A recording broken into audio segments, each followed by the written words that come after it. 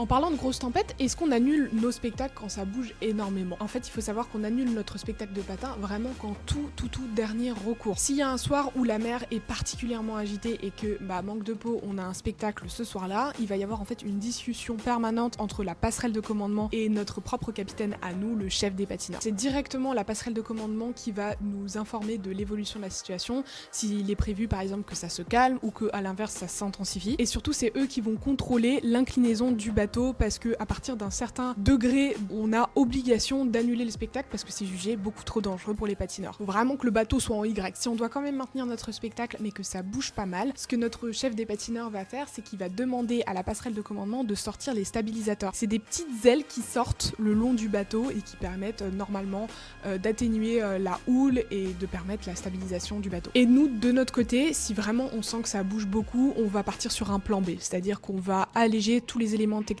les plus difficiles qu'on a pour pas risquer de se blesser et de se prendre la barrière. Comme il y a toutes ces mesures-là qui sont mises en place, c'est vraiment très rare qu'on annule un spectacle. Pour tout vous dire, moi ça m'est arrivé une seule fois et encore on avait commencé le spectacle. C'était un soir où il y avait une tempête au large du Mexique et le bateau bougeait vraiment. On se concerte avant le début du spectacle, on se dit bon écoutez, on le fait quand même, mais on allège au niveau des éléments techniques pour pas prendre de risques inutiles. On commence le spectacle et sauf que là ça s'intensifie